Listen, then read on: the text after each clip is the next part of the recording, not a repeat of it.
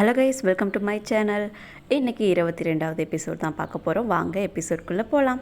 ஆனி டேப்லெட்லாம் அவங்க ஜகீர் அங்கிளுக்கு கொடுத்துட்டு ரூமுக்கு வரா. ஃபாக்கிர் வந்துட்டியா நீ அப்படின்ற மாதிரி கேட்குறான். அதுக்கு எதுவுமே பதில் சொல்லாமல் தான் இருக்கா ஆனி. ஏன் கேட்குறதுக்கு பதில் சொல்லாமல் இருக்குன்ற மாதிரி மறுபடியும் கேட்குறான். அதுக்கும் ஆனி எதுவுமே பதில் சொல்லவே இல்லை.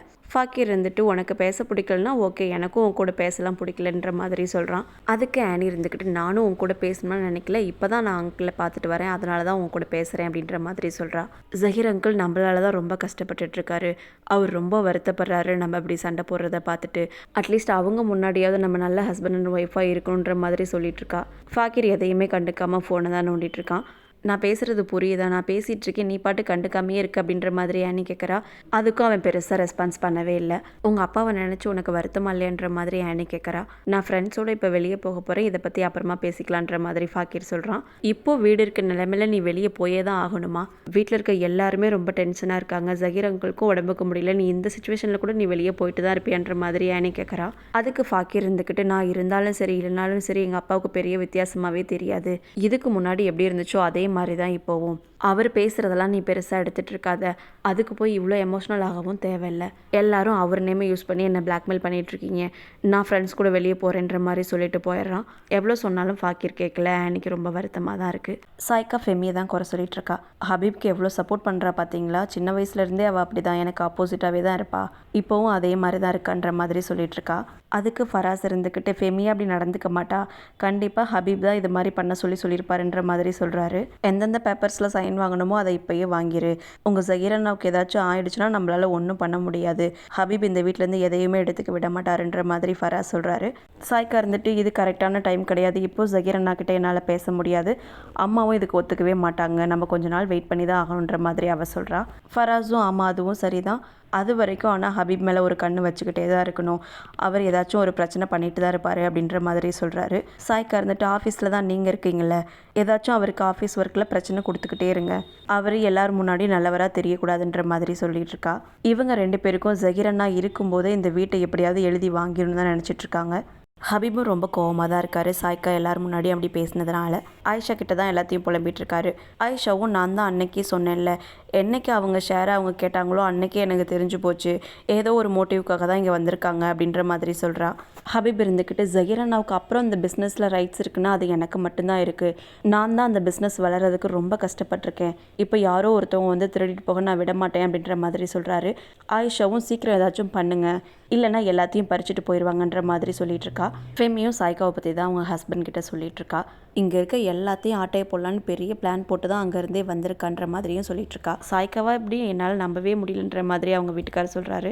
நானும் எதையும் நம்பியிருக்க மாட்டேன், யாராவது சொல்லியிருந்தா, ஏன் கண்ணால் எல்லாத்தையும் பார்த்ததுக்கப்புறம் தான் நானே நம்புகிறேன், நல்ல வேளை ஹபீப் வந்து முன்னாடியே சொல்லியிருந்தாரு, இல்லைனா அவங்களே எல்லா சொத்தையும் ஷேர் பண்ணியிருப்பாங்கன்ற மாதிரி ஃபெமி சொல்கிறா. அவங்க ஹஸ்பண்ட் இருந்துக்கிட்டு இதெல்லாம் நீ தலையிடாதன்ற மாதிரி சொல்கிறாங்க. நான் ஏன் தலையிடாமல் இருக்கணும், சாய்க்காவும் ஹபீபும் அவங்களோட ஷேரை வாங்கிட்டு அவங்க போயிடுவாங்க, நான் மட்டும் அமைதியாகவே இருக்கணுமான்ற மாதிரி ஃபெமி கேட்குறா. அதுக்கு அவங்க ஹஸ்பண்ட் ரொம்பவே வருத்தப்பட்டு தான் பேசுகிறாரு. உங்கள் அண்ணா இன்னும் உயிரோடு தான் இருக்காங்க, ஆனால் இப்போவே நீங்கள் சண்டை போட்டுக்கிறீங்க பணத்துக்காகன்ற மாதிரி சொல்லிட்டு இருக்காரு. ஃபெமி இருந்துக்கிட்டு மற்றவங்களாம் அண்ணனோட ஹெல்த்தை பற்றி யோசிக்கவே இல்லை, நான் மட்டும் எதுக்கு யோசிக்கணும், உங்களோட சஜஷனை நீங்களே வச்சுக்கோங்க, இந்த டைம் நான் அமைதியாக போக மாட்டேன், என்னோட ஷேரை வாங்காமல் நான் விட மாட்டேன், நீங்கள் உங்களோட சுயமரியாதையை பற்றி யோசிச்சுட்டே இருந்தால் நமக்கு ஒரு காசு கூட கிடைக்காது, இந்த டைம் என்னோட ஷேரை நான் வாங்கியே தருவேன் அப்படின்ற மாதிரி அவ சொல்கிறா. அடுத்த நாளும் வெடியுது. மார்னிங் பிரேக்ஃபாஸ்ட் சமீனா வந்து ஜஹீருக்கு கொடுக்க தான் கொண்டு வராங்க. பிரேக்ஃபாஸ்ட் கொண்டு வந்திருக்கேன், நீங்கள் இதை சாப்பிடணும், சாப்பிட்டுட்டு மாத்திரை போடணும், ஹபீப் வேற உங்ககிட்ட பேசணும்னு சொன்னாருன்னு சமீனா பேசிகிட்டே இருக்காங்க. ஜஹீர்கிட்ட இருந்து எந்த ரெஸ்பான்ஸும் வரலை, எதுவுமே பேசாதனால தான் ஜஹீரையே பார்க்குறாங்க சமீனா. இவங்களுக்கு என்ன பண்ணுறதுன்னே தெரியல. ஃபாக்கிரை தான் கத்தி கூப்பிட்றாங்க. சமீனா கத்தி கத்தி கூப்பிட்றதுலே எல்லாரும் வந்துடுறாங்க. ஹபீபும் ஆயிஷாவும் தான் ஃபஸ்ட்டு வராங்க. சமீனா இவங்க பேசவே மாட்டேங்கிறாங்க அப்படின்ற மாதிரி சொல்லிட்டு இருக்காங்க. இருங்க பார்க்குறேன்ட்டு அவர் சொல்கிறாரு. ஹபீபும் ஜஹீரை பார்க்குறாரு. ஜஹீர் இறந்துட்டது ஹபீப்க்கு தெரியுது. சமீனாவை அமைதியாக இருக்க சொல்லிட்டு ஜஹீரோட கண்ணை மூடுறாங்க. அப்போ தான் ஃபாக்கிர் கரெக்டாக வரான். ஃபாக்கிரால் இதை கொஞ்சம் கூட தாங்கிக்க முடியல. அவங்க அப்பாவை பார்த்து ரொம்ப அலறான். அவங்க அப்பா கையை பிடிச்சிக்கிறான், அவங்களுக்கு கிஸ் கொடுக்குறான். அவங்க இல்லாத போது தான் ஃபாக்கிர் ரொம்ப வருத்தப்பட்டுட்ருக்கான். ஜஹீர் இறந்ததை யாராலையும் ஏற்றுக்க முடியல. சமீனா இருந்துட்டு உங்களால் எப்படி எங்களை விட்டு போக முடியும், இப்படி நடந்திருக்காது, நீங்கள் எங்களை விட்டு போகவே இல்லைன்ற மாதிரி சொல்லிட்டு அலறாங்க. பாட்டியும் நான் போகிற வயசில் என் பையன் போயிட்டான்னுட்டு அழ தான் செய்கிறாங்க. ஃபாக்கிர் இப்போ தான் அவன் பேசினதையும் நினச்சி பார்க்குறான். ஒரு நாள் அவங்க அப்பாவை எலெக்ஷனில் நிற்க சொல்லி ஊரில் இருக்கவங்களாம் வந்து சொல்லிட்டு இருப்பாங்க.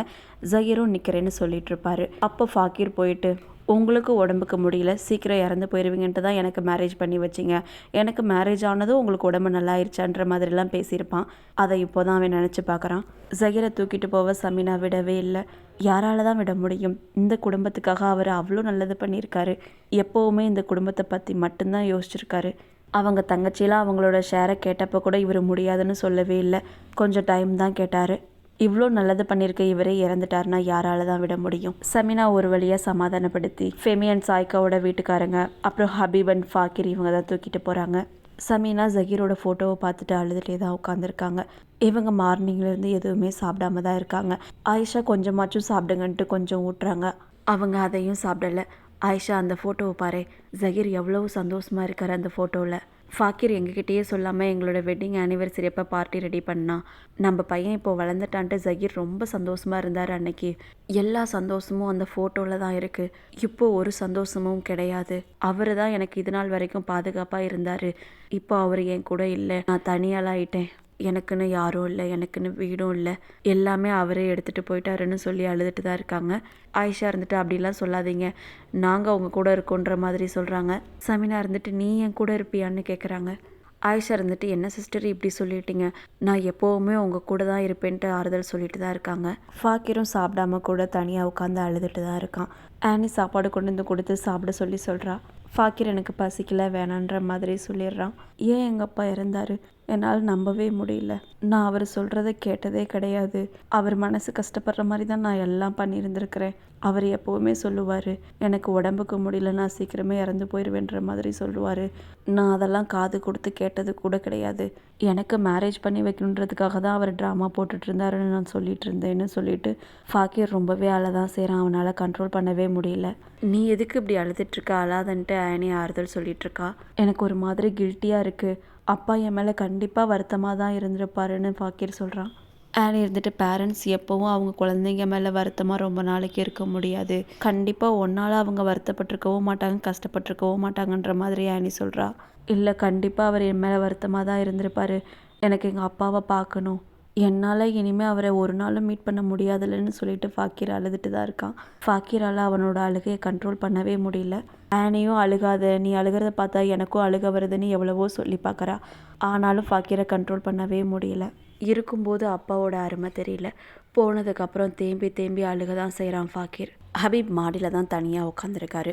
ஃபராஸ் அப்போதைக்கு வந்து, கடவுள் என்ன நினைக்கிறாரோ அதுதான் நடக்கும், கொஞ்சம் அமைதியாக இருங்க, எல்லாமே நல்லதாக நடக்கும், அப்புறம் பிஸ்னஸை பற்றி நீங்கள் கவலைப்பட வேணாம், நான் பார்த்துக்கிறேன்ற மாதிரி சொல்கிறாரு. எனக்கு புரியல அப்படின்ற மாதிரி ஹபீப் சொல்கிறாரு. நம்ம 2 பேரும் சேர்ந்து தான் இந்த பிஸ்னஸை இனிமேல் பார்த்துக்கணும். ஜஹீர் அண்ணா கஷ்டப்பட்டு தனியாக உருவாக்குன பிஸ்னஸை நம்ம அப்படியே விட்டுறக்கூடாது, நம்ம 2 பேரும் தான் சேர்ந்து ஒர்க் பண்ணணுன்ற மாதிரி ஃபராஸ் சொல்கிறாரு. ஜஹீர் அண்ணாவும் நானும் சேர்ந்து தான் இந்த பிஸ்னஸை உருவாக்கணும் அப்படின்ற மாதிரி ஹபீப் சொல்கிறாரு. ஆமாம், நீங்களும் சேர்ந்து தான் அந்த பிஸ்னஸை உருவாக்கியிருக்கீங்க. ஜஹீர் அண்ணா உயிரோடு இருந்திருந்தால் இங்கே நடக்கிறதெல்லாம் வேறு மாதிரி இருந்திருக்கும்.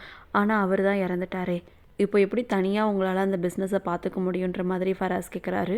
எனக்கு அந்த பிஸ்னஸை எப்படி பார்த்துக்கணும், எப்படி ரன் பண்ணணும்னு எனக்கு நல்லாவே தெரியும். நீங்கள் இந்த பிஸ்னஸை விட்டு விலகி இருங்கன்ற மாதிரி ஹபீப் சொல்கிறாரு. நீங்கள் இப்போ கவலையாக இருக்கிறதுனால மறந்துருந்துருக்கலாம். ஜஹீர் அண்ணா இந்த பிஸ்னஸில் இம்பார்ட்டண்ட் ரெஸ்பான்சிபிலிட்டிஸ்லாம் எனக்கு கொடுத்துருந்தாரு, அதெல்லாம் நான் தான் பார்த்துட்டு இருந்தேன்ற மாதிரி ஃபராஸ் சொல்கிறாரு. அண்ணா இப்போது மார்னிங் தான் இறந்தார், இன்னும் நைட்டு கூட வரல, அதுக்குள்ளே இதை பற்றி பேசணுமா, இதை பற்றி நம்ம அப்புறமா பேசிக்கலான்ற மாதிரி ஹபீப் சொல்கிறாரு. ஃபராஸும் சரின்ட்டு இதை ஞாபகத்தில் மட்டும் வச்சுக்கோங்கன்ட்டு சொல்லிட்டு போயிடுறாரு. பாட்டியும் அவங்க பொண்ணுங்களும் ஜஹீர் போன வருத்தத்தில் அழுதுட்டு தான் இருக்காங்க. ஜஹீர் இன்னும் அவரோட வாழ்க்கையில் எந்த சந்தோஷத்தையுமே பார்க்கவே இல்லையே, அவங்க பசங்க சந்தோஷமாக இருக்கிறத கூட பார்க்க முடியலன்னு சொல்லிட்டு அழதான் செய்கிறாங்க பாட்டி. அட்லீஸ்ட் ஃபாக்கிருக்கு மேரேஜ் ஆன அந்த ஒரு சந்தோஷத்தை மட்டுமாவது பார்த்தாங்கன்ட்டு சாய்க்கா சொல்லிகிட்ருக்கா. எனக்கு மேரேஜ் பண்ணி வச்ச மாதிரி என்னோட பொண்ணுக்கும் எங்கள் அண்ணா தான் மேரேஜ் பண்ணி வைக்கணுன்ட்டு ஆசைப்பட்டுட்டு இருந்தேன். இப்போது அந்த ஆசை ஒரு நாளும் நிறைவேறாது போலன்ட்டு ஃபெமி சொல்லிகிட்ருக்கா. இந்த வீட்டில் இருக்க எல்லார் மேலேயும் ஜஹீர் அவ்வளோ அன்பாக இருந்தார். உங்களுக்கெல்லாம் ஒரு அண்ணாவாக இல்லாமல் ஒரு அப்பாவாக இருந்து எல்லாத்தையும் பார்த்துட்டு இருந்தான். என் மேலேயும் அவ்வளோ அன்பாக இருந்தான். எனக்கு கொல்லி போட வேண்டிய ஜஹீருக்கு என் கையால் எல்லாத்தையும் பண்ணியிருக்கேனே, இப்படி ஜஹீர் இறக்கிறத பார்க்குறதுக்காக நான் இருந்தேன்ட்டு பாட்டி ரொம்பவே அலறாங்க. பாட்டியோட பொண்ணுங்களும், நீங்களே இப்படி தைரியம் இல்லாமல் இருந்தால் எங்களுக்கெல்லாம் யார் தைரியம் கொடுப்பாங்க, தயவு செஞ்சு அழுகாதீங்கன்ற மாதிரி சொல்லிகிட்ருக்கா. ஜம்ஷித் வீட்லேயும் ஜஹீர் வீட்டுக்கு தான் கிளம்பிட்டு இருக்காங்க. நம்ம கூட அம்மா வரலையான்ட்டு ஆலியா கேட்குறா. அவங்க மார்னிங்கே போயிட்டு வந்துட்டாங்க, நம்ம மட்டும்தான் இப்போ போகிறோன்ட்டு ஜம்ஷித் சொல்கிறாரு. என்னோடய அக்கா கால் பண்ணியிருந்தாங்க, அவங்களும் இன்றைக்கி வராங்க, நம்ம அவங்களையும் கூட்டிகிட்டு போகலான்ட்டு ஆலியா சொல்கிறா. அவங்கள கூட்டிகிட்டு போனால் பெரிய பிரச்சனை தான் வரும், வேண்டவே வேண்டான்ட்டு ஜம்ஷித் சொல்கிறாரு. இதுதான் கரெக்டான டைம். அக்கா ரொம்பவே வருத்தமாக தான் இருக்காங்க. ஹபீப்க்கு கால் பண்ணாலும் அவங்க எடுக்க மாட்டேங்கிறாங்களாம். அக்காவும் அந்த ஃபேமிலியில் ஒருத்தவங்க தானே, கண்டிப்பாக இன்றைக்கி போய் தான் ஆகணுன்ற மாதிரி ஆலியா சொல்கிறா. வேணவே வேணான்ட்டு ஜம்ஷித் சொல்லி பார்க்குறாரு. எதையோ சொல்லி சம்மதிக்க வச்சிட்றா ஆலியா. ஆம்னாவும் ஜஹீர் இறந்ததா அவங்க அம்மா கிட்ட சொல்கிறா. ஃபாக்கீர் சின்ன பையனாக இருக்கான், இப்போ போய் அவங்க அப்பா இறந்துட்டாருன்ட்டு அவங்களும் வருத்த தான் படுறாங்க. நம்ம ஃபாக்கீர் வீட்டுக்கு போகலான்ட்டு அவங்க அம்மாவை கூப்பிட்றா ஆம்னா. வீட்டுக்கெலாம் போக வேணாம், நான் அவங்க அம்மா கிட்ட கால் பண்ணி பேசுகிறேன்ற மாதிரி அவங்க அம்மா சொல்கிறாங்க. இல்லை வீட்டுக்கு தான் போகணுன்ட்டு ஆம்னா சொல்கிறா. நம்ம அவங்க வீட்டுக்கு போனால் நல்லா இருக்காது, நம்ம போக வேணான்ட்டு அவங்க அம்மா சொல்கிறாங்க. இப்போ போய் என்னம்மா அப்படி பேசிகிட்டு இருக்கீங்க, என் ஃப்ரெண்ட்ஸ் எல்லாம் ஃபாக்கீரை பார்க்க போகிறாங்க, நம்மளும் போகலான்ட்டு ஆம்னா சொல்கிறா. ஃபாக்கீர்கிட்ட இருந்து உன்னை விலகி இருந்தானே சொல்லியிருக்கேன்ற மாதிரி அவங்க அம்மா சொல்கிறாங்க. நீங்கள் வந்தாலும் சரி வரலனாலும் சரி நான் போயே தான் தீருவேன்ற மாதிரி ஆம்னா சொல்லிட்டு போகிறா. அவங்க அம்மாவும் இதுக்கு மேலே நம்ம சொல்லி புரிய வைக்க முடியாதுன்ட்டு அவங்களும் தான் கூட போகிறாங்க. ரஹீலாவும் இந்த வீட்டுக்குள்ளே வந்துடுறா. வரும்போதே ஒரு மாதிரி கெத்தா திமிரா தான் நடந்து வரா. ஹபீபை பார்த்ததுமே அழுக ஆரம்பிச்சிட்றா. இங்கே எதுக்கு வந்தன்ற மாதிரி ஹபீப் கேட்குறாரு. தயவு செஞ்சு என்னை மட்டும் போக சொல்லிடாதீங்க, நீங்கள் இவ்வளோ கவலையில் இருக்கும்போது உங்களை தனியாக விட்டுட்டு என்னால் போக முடியாது, நான் இங்கேயே ஒரு ஓரமாக இருந்துட்டு போயிடுறேன்ற மாதிரி சொல்கிறா. ஹபீபும் சரி உள்ளே கூட்டிகிட்டு போங்கன்ற மாதிரி சொல்லிடுறாரு. ஆயிஷாவும் ரஹீலா வர்றதை பார்த்துட்டு தான் இருக்கா, ரொம்ப கோவமாகவும் இருக்கா. ரஹீலா ஆயிஷாவை கிராஸ் பண்ணி தான் போகிறா. எப்படி இந்த வீட்டுக்குள்ளே உள்ளே வந்தேன் பாரு அப்படின்ற மாதிரி ஒரு லுக்கில் தான் உள்ளே போகிறா ரஹீலா. ரஹீலா ஒவ்வொருத்தவங்களையாக ஹக் பண்ணிகிட்ருக்கா, யாருமே எதுவுமே சொல்லலை. ஆயிஷா இருந்துட்டு நீ தான் அவளை கூட்டிகிட்டு வந்தியான்ட்டு ஜம்ஷித்தை பார்த்து கேட்குறாங்க. கொஞ்சமாச்சும் புரிஞ்சு நடந்துக்கோ, ரஹீலா அவங்களோட வருத்தத்தை தெரிவிக்கிறதுக்காக இங்கே வந்திருக்காங்க, தேவையில்லாமல் நீ பிரச்சனை பண்ணிகிட்டு இருக்காதுன்ற மாதிரி ஜம்ஷித் சொல்லிடுறாரு. ஆயிஷாவுக்கு அப்படியே கோவம் அதிகமாகுது. சமீனா மட்டும் உங்களை பார்த்துட்டா என்ன பண்ணுறதுன்ட்டு சொல்லிட்டு திரும்பி பார்க்குறாங்க. ரஹீலா சமீனாவே ஹக் பண்ணிடுறாங்க. சமீனா எதுவுமே சொல்லலை. இதை பார்த்ததும் ஆயிஷாவுக்கு அப்படியே தூக்கி வாரி போடுது. அவ்வளோ கோவமாக இருக்காங்க. ஆம்னாவும் அவங்க அம்மாவும் அவங்களோட வருத்தத்தை தான் தெரிவிச்சிட்ருக்காங்க ஃபாக்கீர்கிட்ட. ஃபாக்கீர் ஆம்னா கிட்ட பேசிகிட்டு இருக்கிறத ஆனி பார்த்துக்கிட்டே தான் நிற்கிறா பின்னாடி. ஆம்னாவோட அம்மா சமீனா எங்கன்ட்டு கேட்குறாங்க. ஃபாக்கீர் ஆனியை கூட்டிகிட்டு போக சொல்கிறான். ஆம்னா அவங்க அம்மாவும் ஆனியும் சமீனாவை பார்க்கறதுக்காக உள்ளே போயிடுறாங்க. உள்ளே போகும்போது ஆனி ஃபாக்கீரை திரும்பி திரும்பி பார்த்துட்டு தான் போகிறா. ஆனிக்கு உள்ளுக்குள்ளே ஒரு மாதிரி பயமாக தான் இருக்குது, அது நல்லாவே தெரியுது. எங்கள் அப்பா இறந்து போகிற கடைசி நிமிஷத்தில் கூட நான் கூட இருக்க முடியலன்ட்டு ஃபாக்கீர் சொல்லிட்டாளரான். ஆம்னாவும் ஆறுதல் தான் சொல்லிகிட்ருக்கா. எப்போ என்ன நடக்கும்ட்டு யாருக்கு தெரியும், நீ அதுக்காகலாம் வருத்தப்படாத, நீ ஸ்ட்ராங்காக இருக்கணுன்ற மாதிரி ஆம்னா சொல்லிகிட்ருக்கா. எனக்குன்னு யார் இருக்கா அப்படின்ற மாதிரி ஃபாக்கீர் கேட்குறான். உனக்கு உங்கள் அம்மா இருக்காங்க, உன் ஃப்ரெண்ட்ஸ் இருக்காங்க, நானும் உனக்காக இருக்கேன் அப்படின்ற மாதிரி ஆம்னா சொல்கிறா. ஃபாக்கீரும் ஆம்னா நான் உனக்காக இருக்கேன்னு சொன்னதுக்காக தேங்க்யூ தான் சொல்லிகிட்ருக்கான். இவங்க 2 பேரும் பேசிகிட்டு இருக்கிறத ஃபேமி பின்னாடி இருந்து பார்த்துட்டு தான் இருக்காங்க. ஆம்னாவும் ஃபாக்கீரும் பேசிகிட்டு இருக்கும்போதே ஃபாக்கீரோட ஃப்ரெண்டு வந்துடுறான். ஃபாக்கீர் அவன் ஃப்ரெண்டை பார்த்ததும் ரொம்ப அழ தான் செய்கிறான். இதோட இந்த எபிசோடை முடிச்சிட்டாங்க. நெக்ஸ்ட் எபிசோடில் சந்திப்போம். தேங்க்யூ ஃபார் வாட்சிங்.